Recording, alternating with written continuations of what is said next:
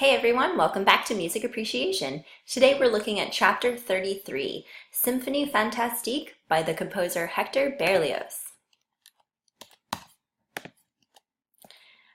So we are still in the Romantic era, or the 19th century, which spans about the entire period of the 1800s. We've already talked about the meaning of the word romantic, but just to remind you all, the word romantic in this sense doesn't mean what we think of as being romantic love today. It actually comes from the root word, the Latin root word roman, which means novel. So our music from this time period is going to tell stories. It's going to have a narrative behind it. It's always going to be intensely personal and intensely emotional. Some of the themes that we'll see and have already seen so far in our discussion of romantic music would be that of love, death, nature, the supernatural, isolation, and also nationalism. So all themes and concepts that are quite personal and quite emotional. And we saw some of these in Chapter 31 with Schubert's Elf King, and we'll see that continued on today in a different genre. So Schubert's Elf King from Chapter 31 was an example of romantic music or romantic vocal music. So we had a singer accompanied by a piano accompanist, and the singer was actually telling us a story. We had four characters whose stories are being told by one single person. In this case, for Chapter 33, we're looking at an example of an instrumental work of music that still tells a story. And this is what we call programmatic music.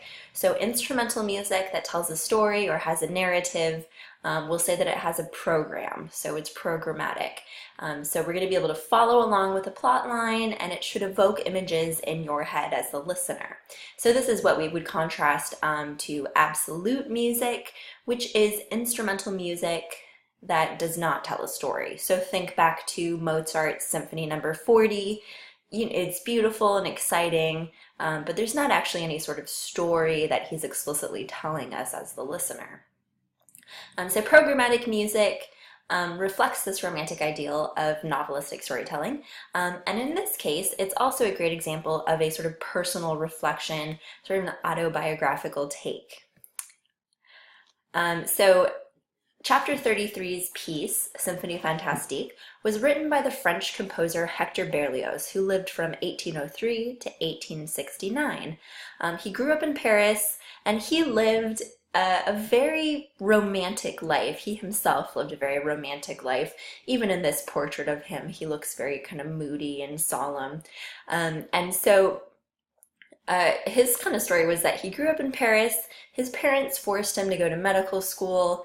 He hated it. He was terrified of dead bodies and blood. He didn't want to be involved in any of that. So he sort of started to secretly become a composer behind their backs. Eventually, he made a name for himself, won lots of awards. And at one point early in his career, he was living in Rome, working as a composer. And he fell madly in love with an English actress named Harriet Smithson. And Harriet Smithson was famous for her roles in Shakespeare plays. And so Berlioz was infatuated with her. He was inundating her dressing room with flowers and love letters. He was obsessed. But when he found out that she had actually become engaged to another man, he was enraged.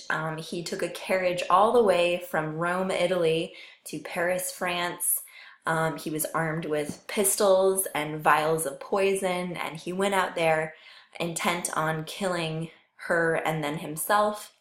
Once he got to Paris, he changed his mind and didn't actually go through with this plan, thankfully.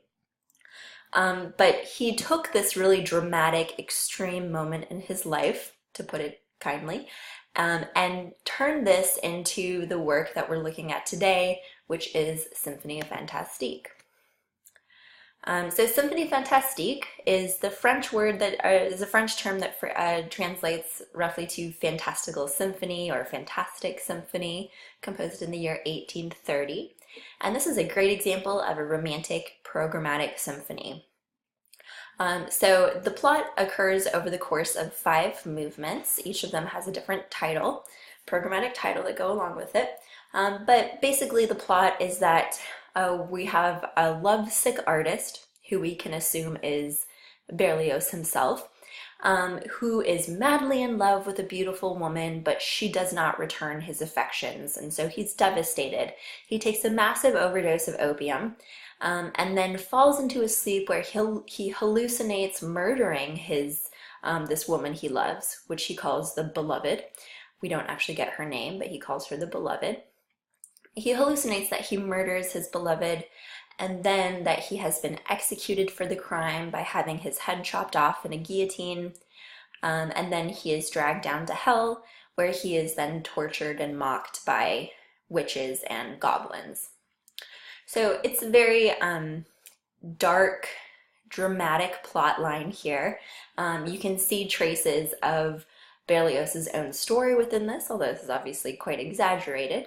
But keep in mind, this entire story is being told without words, with only just instrumental music.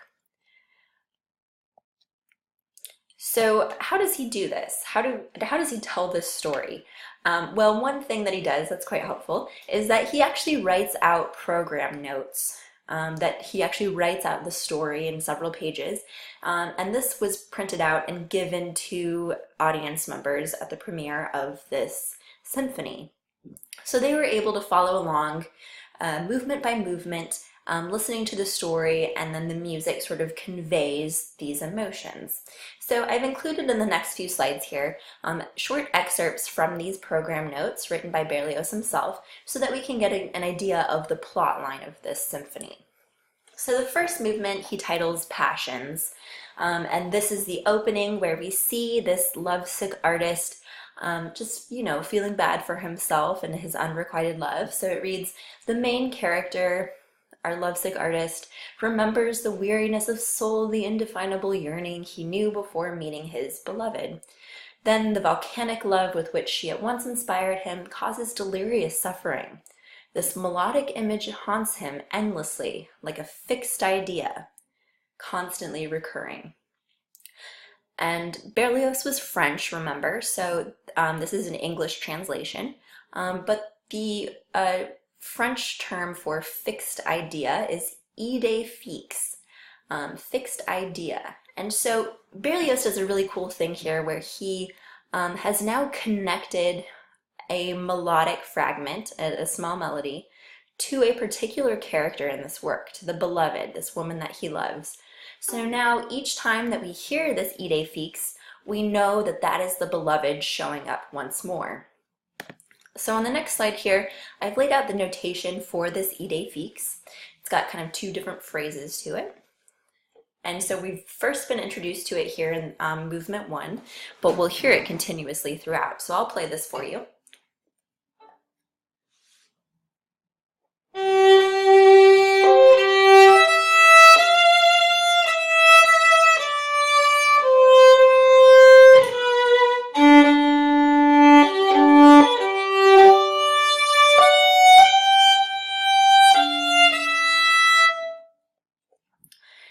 So that's basically it. Let me play you again that first phrase, because that forms sort of the soul of this idée fixe.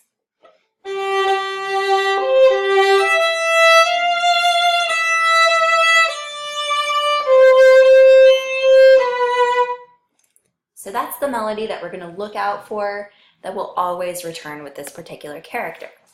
So what happens next? We move to movement 2, and this takes place at a ball or a fancy kind of dance celebration. Our main character is there. He's trying to forget about his unrequited love. He's having fun and dancing. And then amid the tumult and excitement of a brilliant ball, he glimpses the beloved one more time. He actually spots her walking through the room. And it distracts them and catches them off guard. So the music stops, and once again we hear that idée fixe.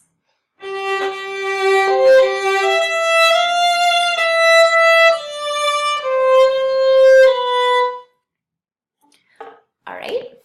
So movement 3 now. Our lovesick artist has to take a breather. He's upset, so he takes a step outside into the countryside. It's a summer evening, and he hears two shepherds. They're each playing pipes to gather their sheep. This pastoral duet, and the quiet surroundings fill him with calm. But once again, he remembers her, and he can't get her out of his head.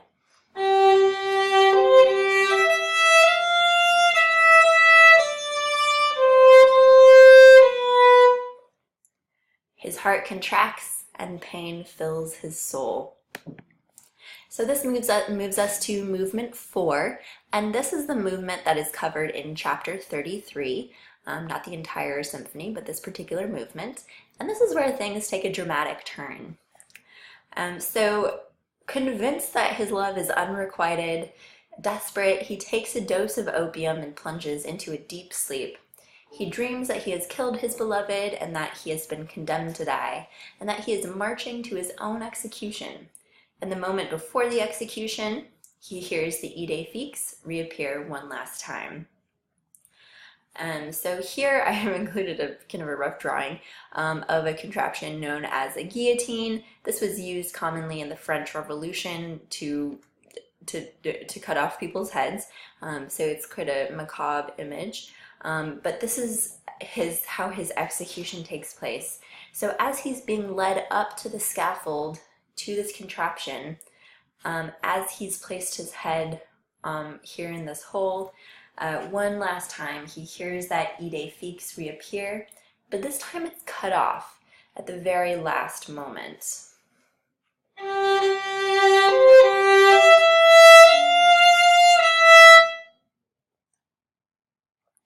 And then we hear the sound of his head falling off onto the platform. So, a dark story, a nice way to end that. But I would like to ask you next to please listen to this recording of movement 4, the March to the Scaffold. And I've laid out here a listening chart for you to follow along. So please, I encourage you to listen to it with this image pulled up, also included in the attached PowerPoint, and try to follow along here. It sets the scene of, here as you can see in the rhythm section, but the somber march, we have people playing a drum roll. We can feel the fear of our main character being led to his own execution. But we can also, that's contrasted with the cheers of the crowd, because at this time period, people love to watch executions. It was a public spectacle, so there would have been people there cheering as well. So we get this sort of alternation between those two things. We can also see that in the form A, B, alternating sort of emotional sections. It's a large orchestra, so a very dense texture. And also as we hear alternations between our main character's personal fear and the crowd's excitement, we also get alternations between major and minor keys or harmonies. And of course, in terms of melody, the important aspect here is the Ide Fix, which returns once again at the very end, but then is interrupted by our main character's execution. And to finish this up, just to give you a sense of the trajectory of this piece, the final movement, the 5th movement, is called Witches' Sabbath. And this is where our main character finds himself in hell in the midst of a hideous gathering of sorcerers and monsters who have come together for his funeral. Strange sounds, groans, outbursts of laughter, shouts seem to be answered by more shouts. But then the Ide Fix reoccurs yet again. So even here in hell, our main character cannot escape this beloved character. So it reappears once more, but it's now lost its noble and shy character. It's now no more than a vulgar dance tune, trivial and grotesque. The beloved has come to the funeral, and there's a roar of delight at her arrival. So in his version of hell, the beloved actually shows up and then plays a mockery of her tune and sort of makes fun of her, or makes fun of him. So here's that last transformation in the final movement. This is written for clarinet, but I'll try to transform it here on the violin a little bit. So recall the main melody is originally this.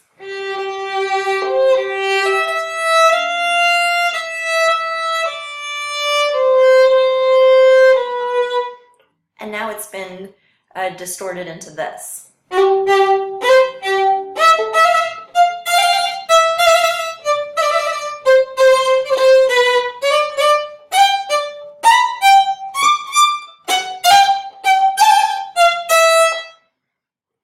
And it continues on from there. So at that point, it's kind of like laughing, almost like hiccuping, and sort of, it's been turned into a grotesque version of that original beautiful melody. So as I mentioned, please be sure to listen to the recording on my lab for for movement 4 of chapter 33, March to the Scaffold. And I encourage you to follow along with this listening chart as you listen to this movement in its entirety. All right, thank you for listening.